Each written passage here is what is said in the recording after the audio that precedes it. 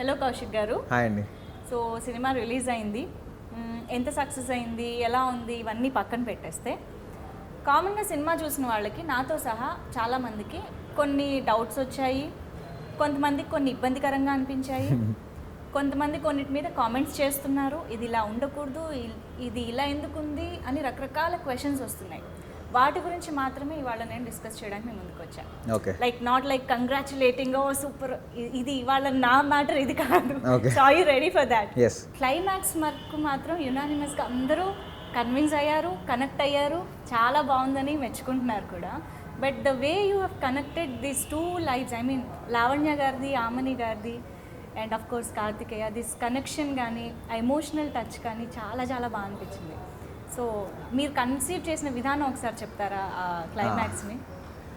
So first నుంచి కూడా మేము క్లైమాక్స్ మీద చాలా కాన్ఫిడెంట్గా ఉన్నాము, ఎందుకంటే that's where the film sums up.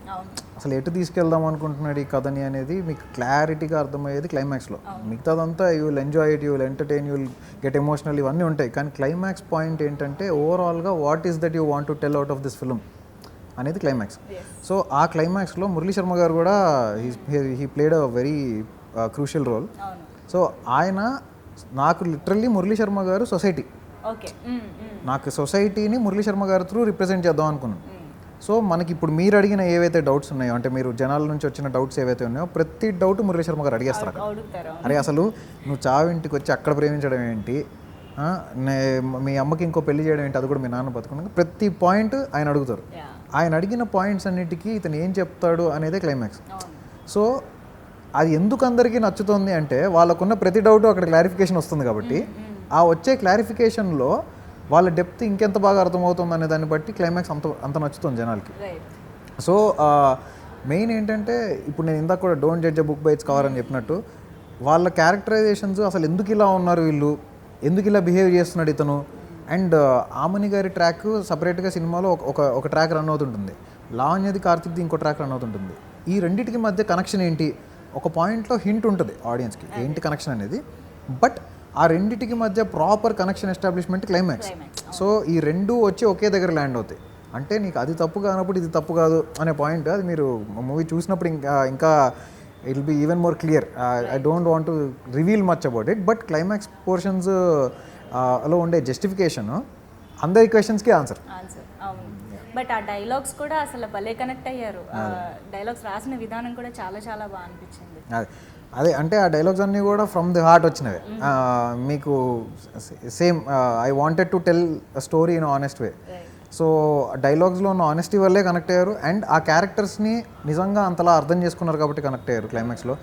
మాకు పెద్ద సర్ప్రైజ్ ఏంటంటే మల్టీప్లెక్స్లలో ఆ డైలాగ్స్కి విజిల్స్ క్లాప్స్ పడతాయని మేము ఎక్స్పెక్ట్ చేసాం, కానీ సంధ్యా థియేటర్లో, ఒక ఆర్టీసీ క్రాస్ రోడ్స్లో సంధ్యా థియేటర్లో జనరల్లీ మాస్ సీన్లకు కానీ కామెడీ సీన్లకు కానీ ఎక్కువ ఎంజాయ్ చేసే థియేటర్లో క్లైమాక్స్లో హీరో డైలాగులు చెప్తుంటే నిన్న క్లాప్స్ విజిల్స్ చూసి మేము చాలా హ్యాపీ ఫీల్ అయ్యాం, ఎందుకంటే ఇక్కడ ఇది కనెక్ట్ అయిందంటే ఎక్కడైనా అయిపోతుంది. ఓకే, మీరు వింత, వియర్డ్ ఇలా ఏదో ఒక వర్డ్ వింటూనే ఉన్నారు అనుకుంటా ఈ కాన్సెప్ట్ మీరు తీసుకొచ్చినప్పటి నుంచి, ఈవెన్ బిఫోర్ ద రిలీజ్. అదేంటి అంటే ఒక చనిపోయిన ఇంటికి వచ్చి అమ్మాయి ఏడుస్తూ ఉంటే శ్మశానంలో హీరో అమ్మాయికి ప్రపోజ్ చేయడం. కరెక్ట్. ఫర్ మీ నేను అంటాను ఇప్పుడు హౌ వియర్డ్ ఈస్ దాట్ అని నేను అంటాను. What do you say about this? అంటే if you look at it from an outsiders perspective it may look weird. Okay. But వాడికి ఆ క్యారెక్టర్ రోజు పొద్దున్న లేస్తే ఒక శవాల బండి నడుపుకునే అతనికి వాడికి లవ్ ఇంకెక్కడ పుడుతుంది? అంటే అక్కడే పుట్టాలని రూల్ లేదు, కానీ అక్కడ పుట్టకూడదని కూడా రూల్ లేదు కదా. ఆల్సో అతను ఏంటంటే చాలా అప్ఫ్రంట్గా ఏది ఉంటే అది ఆనెస్ట్గా చెప్పే ఒక పర్సన్. సో లోపల దాచుకుని బయటికి ఇంకోలా బిహేవ్ చేసే పర్సన్ కానే కాదు అసలు, ఆ క్యారెక్టరే అది కాదు. అండ్ ఆడు చెప్పింది కూడా ఐ లవ్ యూ చెప్పడు. మీరు సినిమాలో అబ్జర్వ్ చేస్తుంటే వాడు ఐ లవ్ యూ చెప్పడు. ఆడు ఏం చెప్తాడంటే నాకు మీరు బాగా నచ్చారు, మీరేం బాధపడకండి, నాకు మీరు బాగా నచ్చారు, మీరు ఒప్పుకుంటే పెళ్లి చేసుకుంటా అంటున్నాడు. వాడి ఇంటెన్షన్ అంత రైట్ కాబట్టే నాకు అది వియర్డ్ కాదు, అండ్ ఆ క్యారెక్టర్కి కూడా అది వియర్డ్ కాదు. అండ్ ఐ డోంట్ నో, అంటే మేబీ దీని మీద కొంతమంది కొన్ని కామెంట్స్ రేస్ చేశారు, కానీ థియేటర్లో దానికి ఆ సీన్కి ఎస్పెషల్లీ విజిల్స్ క్లాప్స్ పడి, సో కనెక్ట్ అవ్వకపోయింటే పడవు కదా. ఓకే, అంటే సమయం సందర్భం అంటారు కదా, ఇప్పుడు అది ఎంత అతనికి రొటీన్ అయినప్పటికీ, అతని డైలీ లైఫ్ స్టైలే అది అయినప్పటికీ కూడా జనరల్గా ఒక కామన్ సెన్స్ ఆర్ సమయం సందర్భం లాంటివి కన్సిడర్ చేస్తే we will look for a right time to say something. So నేను పెళ్లి చేసుకుంటా అనే వర్డ్ని మేబీ ఇంకొంచెం కొన్ని రోజులు ఆగి చెప్పుండొచ్చుగా, ఆ అమ్మాయి దగ్గరికి వెళ్ళి అమ్మాయికి ఆ బాధ నుంచి తేరుకునే టైం ఇచ్చుండొచ్చుగా. ఎగ్జాక్ట్లీ. అది ఎందుకు రాదంటారు? అంటే వాడు ఆ టైప్ ఆఫ్ థింకింగ్ ఉన్నోడు కాదు కాబట్టి. ఇప్పుడు మనకి చావు అనేది చాలా పెద్ద విషయం లాగా చూస్తాం మనం. అవును. ఎందుకంటే మనకి రెగ్యులర్గా చూసే విషయం కాదు అది. అట్ ద సేమ్ టైం ఎప్పుడో మనకి తెలిసిన వాళ్ళలోనో లేకపోతే మన కళ్ళ ముందు ఏదైనా జరిగితేనో మనం వామ్మో ఏదో జరిగిపోయింది అన్నట్టు రియాక్ట్ అవుతాం. వాడికి రోజు పొద్దున ఫోన్ చేసి ఎవరో చచ్చిపోయారంటే ఓహో చచ్చిపోయారా ఓకే వస్తున్నా అంటాడు. అలాంటి వాడు ఆ సిచ్యువేషన్ కూడా అంతే తీసుకుంటాడు. ఓకే. సో వాడి పర్స్పెక్టివ్లో అది సో క్యాజువల్ థింగ్ అది. వాడు డిస్రెస్పెక్ట్ చేయడు డెత్ని, but at the same time he doesn't look at it like okay this is the biggest thing in the life. ఆడికి డెత్ అనేది పుట్టుక ఎట్లాంటిదో చావు కూడా అలాంటిదే. సినిమాలో ఆ డైలాగ్ కూడా ఉంటుంది, పుట్టుక ఎలాంటిదో చావు కూడా అలాంటిదే అనేది. సో వాడికి చిన్నప్పటి నుంచి వాడి రూట్స్ కానీ అవన్నీ కూడా అలానే ఉన్నప్పుడు వాడికి అంత బ్రెయిన్, ఈ అమ్మాయి ఇప్పుడు బాధలో ఉంది కాబట్టి నేను ఈ అమ్మాయిని కోలుకునే టైం ఇచ్చి దాని తర్వాత అన్ని రోజులు వెంటపడి దాని తర్వాత ప్రపోజ్ చేద్దాము అని అంత క్యాలిక్యులేట్ చేసుకుని ఉండే పర్సన్ కాదు వాడు. అందుకే వాడు చెప్పేటప్పుడు కూడా వాడు ఆనెస్ట్గా నాకు మీరు బాగా నచ్చారండి, మీరు ఒప్పుకుంటే పెళ్లి చేసుకుంటా అని చెప్తున్నాడు. చెప్పాడు తప్ప ఏ రోజు అమ్మాయిని ఫోర్స్ చేయాల. ఫోర్స్ అంటే ఓకే, మీరు అన్నట్టు హీరో క్యారెక్టరైజేషన్ మనసులో అనిపించింది బయటికి చెప్పేస్తాడు. ప్లస్ అది ఆ సిచ్యువేషన్స్ అతనికి కామన్ కాబట్టి ప్రపోజ్ కూడా చేసేసాడు, ఓకే. బట్ ఎంత కాదన్నా ఆ అమ్మాయి మళ్ళీ ఉద్యోగానికి వెళ్తున్నప్పుడు కానీ ఇదంతా కూడా తను కాన్స్టెంట్గా వెంటపడటం అనేది ఒక విధంగా ఆ అమ్మాయికి ఇబ్బందిగా ఉంటుంది ఆ క్యారెక్టర్కి. సో ఇది కూడా చూసే వాళ్ళకి ఏమన్నా ఇబ్బందిగా అనిపిస్తుందా అన్నది కొంతమంది కామెంట్స్ కూడా వినిపించాయి. సో దానికి మీరేమంటారు? అంటే రెగ్యులర్గా హీరోయిన్ వెంట పడడం అనేది మనం లవ్ స్టోరీస్లో చూస్తూ ఉంటాం. ఈ సిచ్యువేషన్లో కూడా అలా హీరోయిన్ వెంట పడడం అనేది కొంచెం త్వరగా యాక్సెప్ట్ చేయలేనట్టుగా అనిపించింది కొంతమందికి. మీకు ఇప్పుడు సెకండ్ హాఫ్లో ఒక డైలాగ్ ఉంటుంది, మనం ప్రేమించిన అమ్మాయి బాధలో ఉన్నప్పుడు 1కి 10 సార్లు చూసి వెళ్ళాలనుకోవడం తప్ప అని. అదే నా క్వశ్చన్. ఆ అమ్మాయి బాధలో ఉంది, మీరందరూ సానుభూతి చూపించడానికి వెళ్తారేమో, వాడు వెళ్ళి మళ్ళీ నేనున్నా నీతో అని చెప్పడానికి వెళ్తున్నాడు. ఆడు చెప్పే విధానం మొరటుగానే ఉండొచ్చు, కానీ ఎక్కడ ఇబ్బందికరంగా కానీ లేకపోతే అమ్మాయిని టార్చర్ చేసేటట్టు ఉండదు. సో డెఫినెట్లీ ఆ అమ్మాయికి ఇబ్బంది ఆ టైంలో. ఎందుకంటే మీరు ఆ అమ్మాయినే కాదు, మీరు ఏ అమ్మాయినైనా తీసుకోండి. ఇప్పుడు రోడ్డు మీద ఒక అమ్మాయి వెళ్తుంది, సడన్గా ఎవరో వెళ్ళి ప్రపోజ్ చేశారు. నెక్స్ట్ డే నుంచి అమ్మాయి బస్ స్టాప్లో వెళ్తే ఇటు బస్ స్టాప్లో నుంచి ఉంటున్నాడు, హాస్పిటల్కి వెళ్తే ఇటు హాస్పిటల్కి వెళ్తున్నాడు అంటే అమ్మాయి ఇబ్బందిగానే ఫీల్ అవుతుంది. ఆ అమ్మాయి విడో కావచ్చు, లేకపోతే నర్సు కావచ్చు, ఆఖరికి ఇంకెవరైనా, ఇట్ మే బి ఎనీబడి. ఒక అమ్మాయిని వెంట పడుతున్నారు అనే విషయం ఆ అమ్మాయికి ఎప్పుడైనా ఇబ్బందికరమే. ఆమె విడో అయినా కాకపోయినా, నార్మల్ అమ్మాయి అయినా ఇబ్బందికరమే. సో ఈ సిచ్యువేషన్లో కూడా ఆ అమ్మాయికి ఇబ్బందికరమే, కానీ వీడు నేను అమ్మాయిని ఇబ్బంది పెడుతున్నా అనే ఫీలింగ్. మీకు ఆమని గారితో ఒక డైలాగ్ ఉంటుంది సినిమాలో, రే ఆ పిల్ల మనసు కష్టపెట్టకుండా నువ్వు ఏం చేసినా సరేరా అని. సో అందుకే ఈ క్లారిటీలన్నీ ముందే ఇచ్చేసాం. సో వాడి సరౌండింగ్స్లో కూడా వాళ్ళు అంత మొరటుగా ఉన్నా కూడా ఆమని గారు చాలా క్లియర్గా నువ్వు అమ్మాయి మనసు కష్టపెట్టద్దు. వీడు కూడా ఎక్కడ వెళ్ళేసి అంటే ఆమెను ఏదో మీకు సినిమాలో ఎక్కడ కూడా వీడి పాయింట్ ఆఫ్ వ్యూ నుంచి కనుక మీరు సినిమా చూస్తే ఎక్కడ కూడా ఆమెని ఒక లిమిట్ దాటి టార్చర్ చేస్తున్నట్టు అసలు బేసికల్లీ ఇబ్బంది పెడుతున్నాడు అనే పాయింట్ ఆఫ్ వ్యూ వీడి క్యారెక్టర్ నుంచి చూస్తే అనిపించదు. అమ్మాయి పర్స్పెక్టివ్ నుంచి చూస్తే డెఫినెట్లీ కొంతవరకు అనిపిస్తుంది, కానీ సెకండ్ హాఫ్లో మళ్ళీ దానికి కూడా జస్టిఫికేషన్ ఉంటుంది. ఆ అమ్మాయి అంటుంది ఇబ్బంది పెట్టినా తన మీద నాకున్న కోపమే నన్ను బాధ నుంచి బయటికి తీసుకురావడానికి సాయం చేసింది అని. సో మీకు ఇప్పుడు ఒక రకంగా చూస్తే ఆ ఉన్న ఎమోషన్కి చుట్టుపక్కల ఉన్న వాళ్ళు 10 మంది వచ్చి సానుభూతి చూపిస్తే ఇంకా ఎక్కువ ఏడుపు వస్తుంది ఆమెకి. ఆ ఏడుపుని వీడి మీద వచ్చే కోపం డామినేట్ చేయడం వల్ల అది హెల్పే కదా. ఇప్పుడు జనరల్గా సినిమాల్లో చూసి బయట చాలా ఫాలో అవుతూ ఉంటారు, లేదా బయట జరిగేవే సినిమాల్లో చూపిస్తాము, ఇది ఎప్పుడు డిబేట్ జరుగుతూనే ఉంటుంది.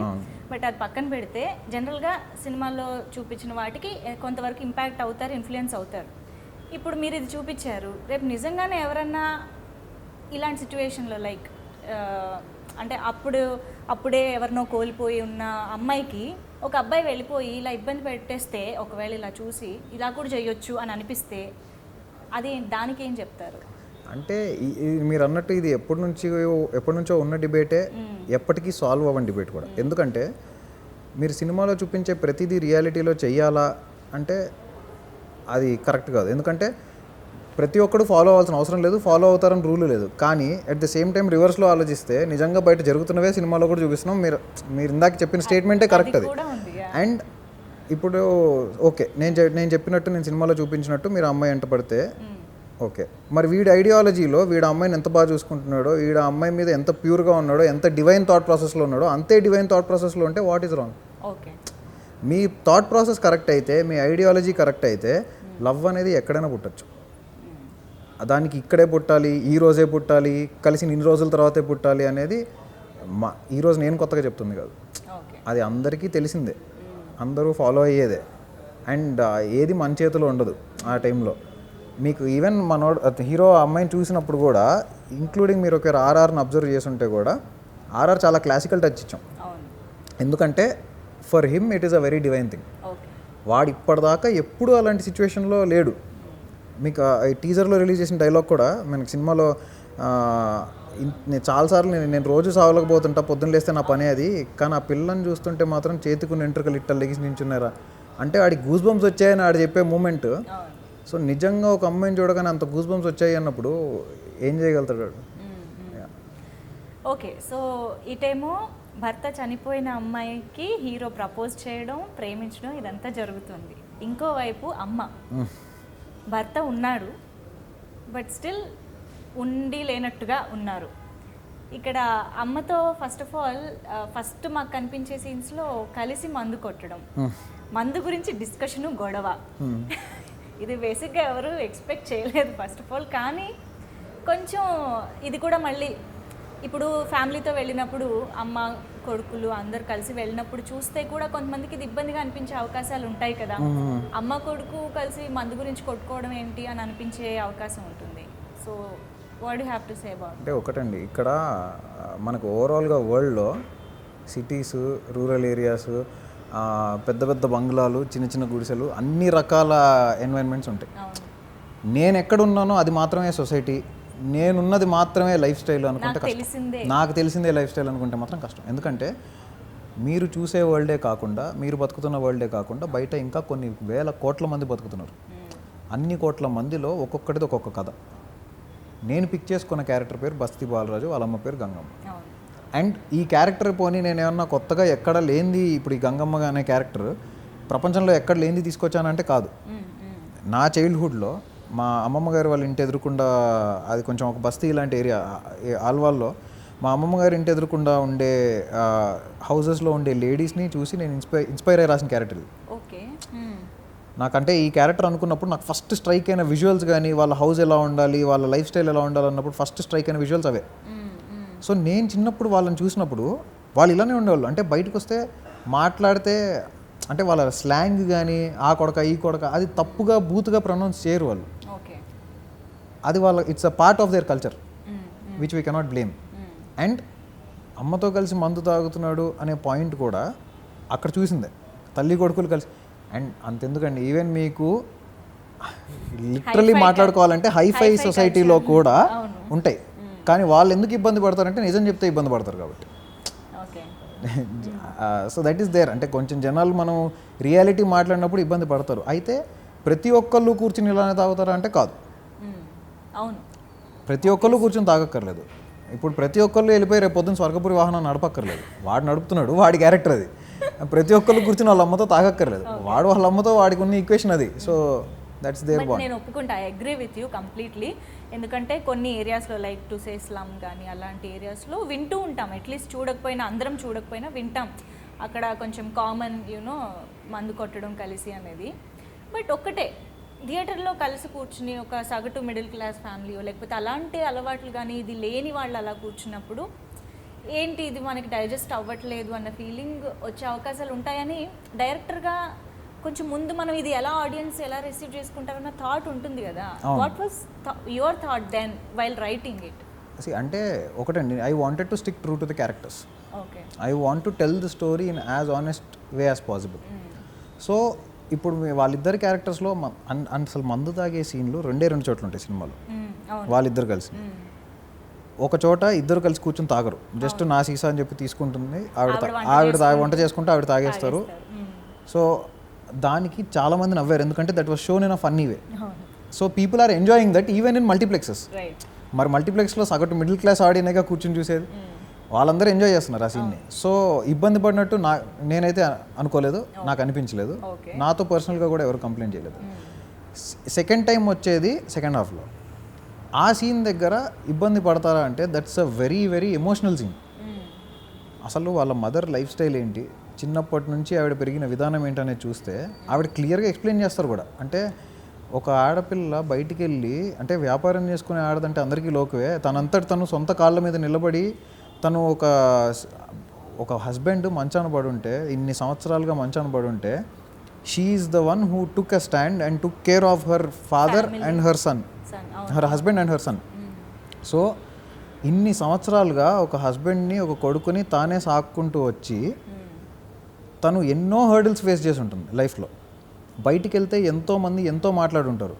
బయట బీచ్ దగ్గర మొక్కబొట్లు అమ్ముకునే ఒక క్యారెక్టర్ ఆవిడది, మొక్కబొట్లు వెజిటేబుల్స్ అవి చిన్న బండి పెట్టుకుని. సో అలాంటి వాళ్ళు ఎన్ని ఫేస్ చేసి ఉంటారు లైఫ్లో. వాళ్ళు మందు తాగడం అనేది వాళ్ళకి చాలా కామన్ థింగ్. ఆ మందు తాగడాన్ని నేను ఎక్కడ హైలైట్ చేసి మీరు రోజు మందు తాగండి, పొద్దున్న లేస్తే మందు తాగండి అని ఎక్కడ చూపిలే. దాని మీద నేను ఏదో హైలైట్ కూడా, అంటే లైక్ దాని మీద ఎన్హాన్స్మెంట్ కూడా లేదు ఎక్కడ.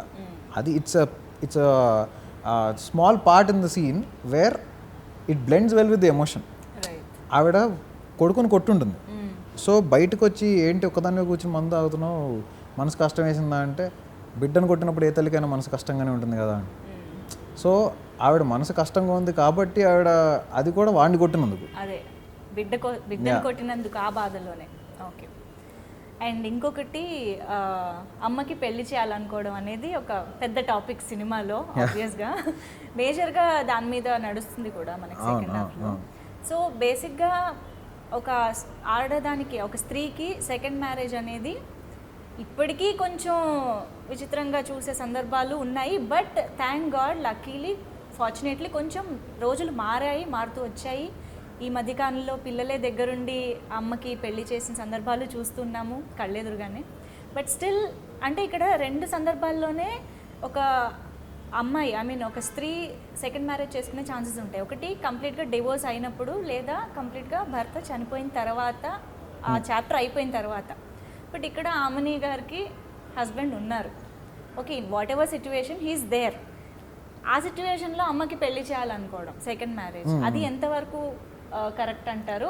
ఎంతవరకు అంటే ఏం చెప్పాలనుకుంటున్నారు దాని ద్వారా మీరు సొసైటీకి? సో మీకు ఇక్కడ ఆమని గారి హస్బెండ్ క్యారెక్టర్ ఎవరైతే ఉన్నారో, if you look at him, the age difference between her and him is very much. అంటే ఆ గ్యాప్ చాలా ఎక్కువ ఉంటుంది. ఆయన చాలా ముసలాయన, ఆయన మంచం మీద ఉంటాడు, మాట్లాడలేడు, కాళ్ళు చేతులు కదపలేడు, ప్యారలైజ్డ్ పర్సన్. అది పోనీ ఏమైనా రీసెంట్గా వచ్చిన పారాలసిస్ అంటే కాదు. ఆవిడకి బాల్య వివాహం చేసేసి 12 సంవత్సరాలు ఉన్నప్పుడు, ఆవిడ 12 years ఏజ్ ఉన్నప్పుడు ఆవిడకి పెళ్ళి అయిపోయి ఉంటుంది. ఊహ ఏముంటుందండి 12 yearsలో? అంటే ఆవిడ అసలు పెళ్ళి అనే టాపిక్ గురించి ఏం తెలుసు ఆవిడకి ఆ టైంలో? 12 ఏళ్ళకి పెళ్లి చేసి 13 ఏట పిల్లోండి కానీ 14 ఏట హస్బెండ్ మంచాన ఉంటే, అన్ని సంవత్సరాల నుంచి ఇప్పటిదాకా ఆ పెయిన్ని తను ఒక్కళ్ళే తన భుజాల మీద క్యారీ చేసుకుంటూ వచ్చి హస్బెండ్ని, కొడుకుని సాకుతూ వచ్చారు. వచ్చిన తర్వాత కూడా ఇప్పటికి కూడా ఒక అతనికి తనంటే ఇష్టం అండి. ఆ ఇష్టం ఎక్కడ మళ్ళీ limit దాటదు.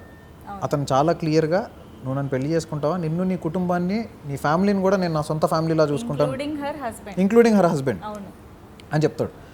So if you look at the honesty in characters, అతను ఎంత ఆనెస్ట్గా ఉన్నాడు అనేది మీకు అక్కడే అర్థమవుతుంది.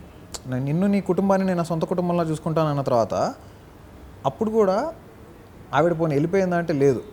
ఆవిడకి అతను అంటే ఇష్టమా, పోనీ వాళ్ళిద్దరి మధ్య ఎఫ్ఐఆర్ ఉందా అంటే అది కాదు. I don't know why people are saying FIR, మదర్కి ఎఫ్ఐఆర్. అసలు ఎఫ్ఐఆరే కాదు అది. మీకు చాలా క్లియర్గా మదర్ డైలాగ్లో కూడా చాలా క్లియర్గా చెప్తారు ఏంటంటే, నువ్వు అనుకున్నట్టు నాకు వాడికి మధ్య ఏం లేదు, ఒక ఆడమ్మ మగ అతను కలిసి మాట్లాడుకుంటే వాళ్ళిద్దరి మధ్య ఏదో రంకు నడుపుతున్నట్టేనా, అసలు అది కరెక్టే కాదు, నువ్వు అనుకుంటుంది రాంగ్. నేను ఒక్కసారి వద్దనగానే అతను మళ్ళీ ఎప్పుడు నా ముందు ఆ టాపిక్ కూడా తీయలేదు, ఒక మంచి ఫ్రెండ్గానే ఉండిపోయాడు, మంచి స్నేహితుడిగానే ఉండిపోయాడు అని చాలా క్లియర్గా చెప్తారు ఆవిడ. So I don't know why they are calling it affair. So అది ఎఫైర్ కాదు ఫస్ట్ ఆఫ్ ఆల్. సో వాళ్ళిద్దరి మధ్య ఒక స్నేహం ఉంది. అయితే దాన్ని ఇతను పెళ్లి దాకా తీసుకెళ్దాం అనుకోవడానికి హీరో తీసుకున్న స్టాండ్ అది. అతను చెప్తాడు కూడా, నీ విషయంలో నేను తప్పుగా ఆలోచించాను, అంటే ఇన్నేళ్లుగా నువ్వు పడుతున్న బాధలు ఏంటో నాకు అర్థమైంది. సో నువ్వు వాడిని చేసుకోవడమే కరెక్ట్. ఎందుకంటే హస్బెండ్ ఉన్నాడు, కానీ వీడి అంగీకారంతో జరిగిన పెళ్ళి కాదు, 12 ఏళ్ళప్పుడు ఎప్పుడో పెళ్లి చేసేసారు, ఇన్నేళ్ళుగా మంచాన పడి ఉన్నాడు, ఇప్పటికి కూడా ఆవిడ లైఫ్లో సంతోషంగా ఉందా అంటే అది లేదు. సో ఒక అతను తనంటే ఇష్టం ఉండి తనతో కష్టసుఖాలు పంచుకుంటాను అన్నప్పుడు కలిసి ఉండమని చెప్పడంలో తప్పేంటి? అండ్ ఈ రోజుల్లో మీరు నిజంగా మీరే అన్నట్టు మనం ఈ మధ్య కొన్ని ఆర్టికల్స్ కూడా చూస్తున్నాం, పిల్లలే పెద్ద పేరెంట్స్కి దగ్గరుండి పెళ్ళిళ్ళు చేస్తున్న సిచ్యువేషన్స్ కూడా ఉన్నాయి.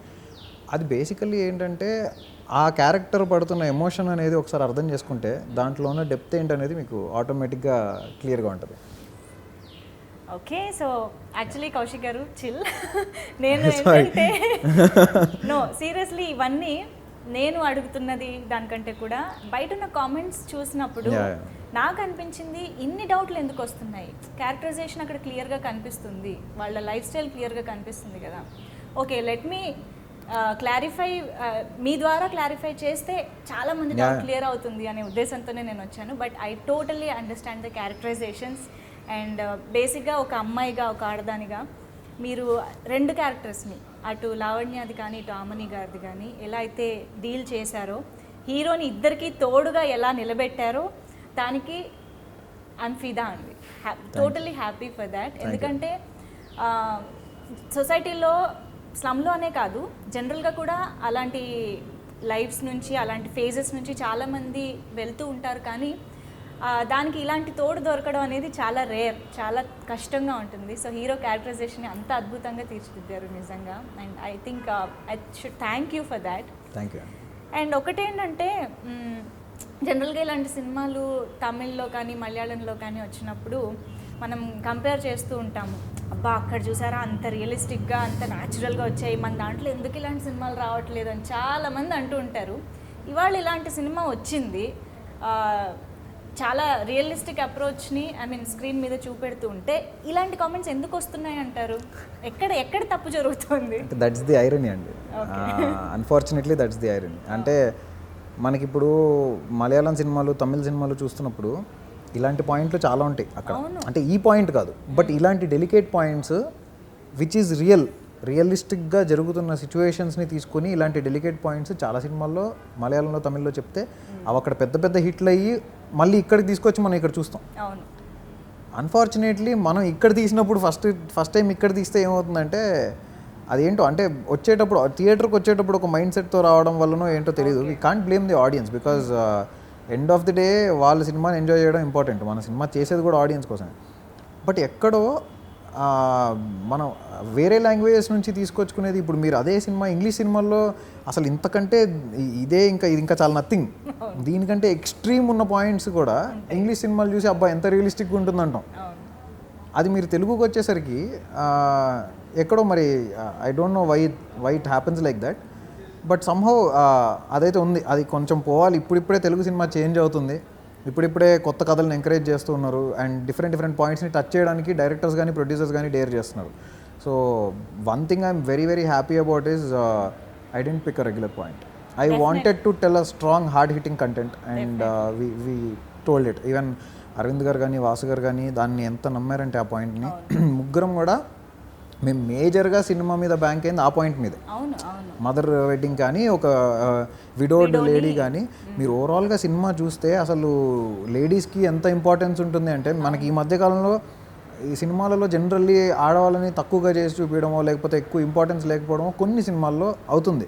బట్ ఈ సినిమాలో ఉమెన్ ఎంపవర్మెంట్ కానీ, ఉమెన్ మీద ఎంత స్ట్రాంగ్గా ఉంటుందంటే సినిమాలో ప్రతి డైలాగ్ కూడా మీకు ఈ మధ్య ఈరోజు అసలు ప్రతి కామెంట్ డైలాగ్స్ మీద, ఇంత డైలాగ్స్ చాలా బాగున్నాయి, డైలాగ్స్ చాలా హార్డ్ హిట్టింగ్ ఉన్నాయి. So I think it's because of the honesty in the content. Yes, exactly. To be frank, ఈ ఏదైతే ఆ అమ్మకి పెళ్లి చేసే ప్రాసెస్ ఉందో, లేకపోతే విడో అయిన లావణ్యకి భరోసా ఇస్తూ తను ప్రేమించే విధానం ఉందో చాలా మందికి కనెక్ట్ అయింది, చాలా మందికి నచ్చింది. ఇప్పుడు నేను ఏదైతే డౌట్స్ రేస్ చేశానో ఇది చాలా తక్కువ శాతం మందికే వచ్చింది, ఇలాంటి ఒక ఒపీనియన్ కానీ ఒక భయం కానీ. బట్ నాకేంటంటే అది కూడా ఎందుకు ఉండాలి, ఆ తక్కువ శాతం మంది కూడా మీ మాటల ద్వారా కన్విన్స్ అవుతారు అనే ఒక హోప్తో నేను ఇవాళ మీ దగ్గరకు వచ్చాను. మేజర్ థింగ్ ఏంటంటే, ఒకటి మనకు కూడా కొంచెం మెచ్యూర్డ్గా థాట్ ప్రాసెస్ కూడా కొంచెం బ్రాడర్ పర్స్పెక్టివ్లో చూస్తే దాని డెప్త్ ఏంటనేది అర్థమవుతుంది. కాకపోతే ఏంటంటే ఇప్పుడు మనకి మేజర్గా ఇప్పుడు మీకు సోషల్ మీడియాలో ఉండే క్రౌడ్ అంతా కూడా యూత్. యా మన మదర్స్ లేకపోతే ఆ ఏజ్ గ్రూప్ వాళ్ళు సోషల్ మీడియాకి వచ్చి పోస్టులు చేసేది.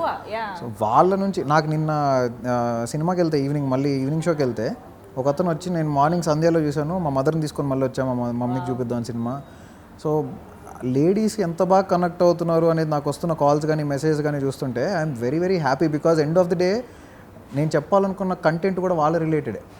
Yes so main point of the film, the core of the film itself is about ladies. So వాళ్ళు ఎంత బాగా కనెక్ట్ అవుతారో సినిమా అంత బాగా రీచ్ అయినట్టు. So I'm very very happy that it's connecting to them. అయితే cinema చూసినప్పుడు కానీ ఇప్పుడు మీతో మాట్లాడుతున్నప్పుడు కానీ మీరేనా ఈ సినిమా తీసిందని అనిపిస్తుంది నాకు.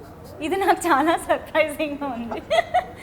Because you look like you know common youngster, like partying friends ఇలాంటి ఒక సర్కిల్లో కనిపించే ఒక యంగ్స్టర్లా కనిపిస్తారు. అలాంటిది అంత యునో డీప్గా ఇంటెన్స్గా ఎలాగా ఆ ఎమోషన్స్ని డీల్ చేయగలిగారు, అసలు అలాంటి ఒక వ్యక్తుల లైఫ్ స్టైల్ ఎలా ఉంటుంది అన్నది మీరు ఎలా తెలుసుకోగలిగారు అన్నది నాకు చాలా వింతగా అనిపిస్తుంది. అది నాకు కూడా తెలియదు. డోంట్ నో, కార్లో వెళ్తాం బట్ కార్ విండో దించి అక్కడ ఏం జరుగుతుంది, ఆ లైఫ్ స్టైల్ ఎలా ఉంటుందని చూసే తీరిక ఓపిక ఎవరికీ లేదు. But how did you come to know? Exactly ఇప్పుడు మీరు ఏదైతే పాయింట్ చెప్పారో, మనం కారులో వెళ్తాం కానీ విండో డౌన్ చేసి అక్కడ ఏం జరుగుతుందో చూసే ఓపిక లేదని అక్కడ ఏం జరుగుతుందో చూపిద్దాం అనుకునే ఈ సినిమా తీసాం. ఓకే. సో అక్కడ ఇది జరుగుతోంది, ఇదే జరుగుతుందని కాదు. ఇంకోటి major thing, don't judge a book by its cover అన్నట్టు మనము ఇప్పుడు ఒక లేడీ ఒక అబ్బాయితో క్లోజ్గా ఉంది అనగానే ఆవిడ ఏజ్ గ్రూప్ని బట్టి లేకపోతే వాళ్ళిద్దరిని చూడగానే మనం ఏదో కమెంట్ పాస్ చేసేస్తాం. అవును. ఇప్పుడు మాకు సోషల్ మీడియాలో వస్తున్న కమెంట్స్ కూడా అవే అండి. అంటే ఆ కమెంట్ పాస్ చేయడం అనేది చాలా సింపుల్.